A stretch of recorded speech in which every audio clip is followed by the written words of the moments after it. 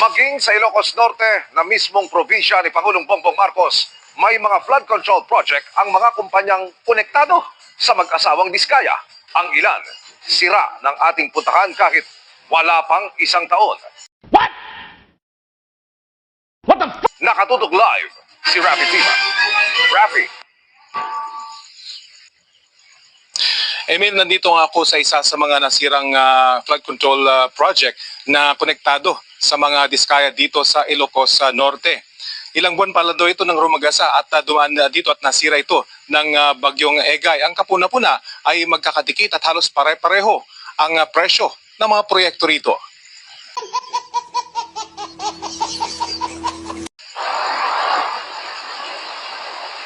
Sa 3.5 kilometro lang na bahagi ng Bongo River sa Nueva Ecija, Ilocos Norte, 15 flood control projects na agad ang pinondohan mula 2022 hanggang 2023. Ang kabuuang presyo, 1.16 billion pesos.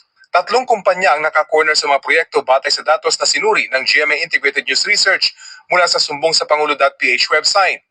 Yan ang Alpha and Omega General Contractor, St. Gerard Construction at St. Timothy Construction Corporation, mga kumpanyang pag-aari o konektado sa mag-asawang Sara at Curly Diskaya. Oh my God! Wow!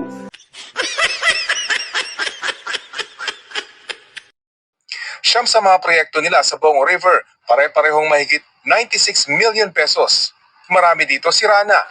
Bahagi ito ng milyong-milyong pisong flood control project ng DPWH dito sa Bongo River sa Nueva Ecija na wala pang 3 taon ay nasira na ng mga dumaang baha.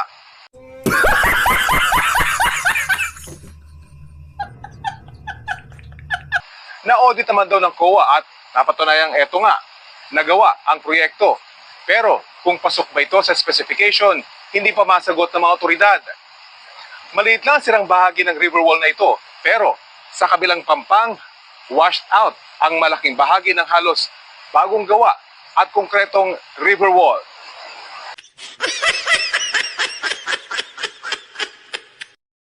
Wala pa isang taon mula nang matapos ang proyekto, sinira na ito ng bagyong Egay. Malakas kasi yung tubig hanggang dito eh. Nasira lahat yung mga kwandan, yung mga tupinggan. Nagulat ho ba kayo na nasira agad? Di namin nakalain ganyan pala yung lakas ng tubig. Hininga namin ng pahayag ang mga opisyal ng munisipyo, pero walaan nilang pwedeng sumagot sa aming mga tanong tungkol sa proyektong ayon sa kanila ay hindi dumaan sa lokal na pamahalaan. Gayunman, sinamahan kami ng isang local department head sa kondisyong hindi namin ipapakita ang kanyang muka. Bagaman walaan niyang nagreklamong mga residente, kung sila niyang tatanungin, may ibang lugar sana rito na mas nangangailangan ito. Nilapitan namin ang bahagi ng river wall na sinira ng rumagasang tubig. Parang ito yung dugtungan ng lumang river wall tsaka yung bago. Pero yung ilalim nito talaga puro bato na. Puro yan. Kapansin-pansin sa bahaging ito ng nasirang dike, may isang piraso lang na bakal yung makikita. Damn!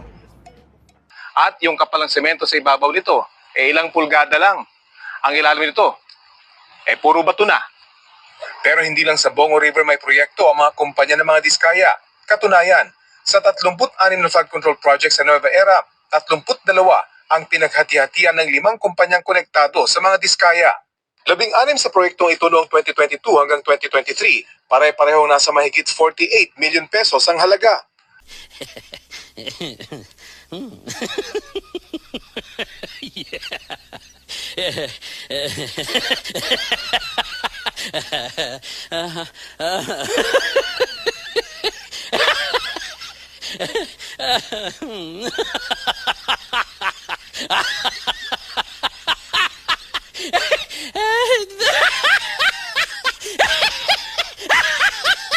Dalawa naman ang eksaktong 79,130,000 ang presyo. Sa kabuuan, 1.96 billion pesos ang proyektong nakuha ng mga diskaya sa Nueva Ecija para sa taong 2022 at 2023. Wow! Sinubukan namin kunin ang panig ng kampo ng mga diskaya pero wala pa silang tugon sa ngayon.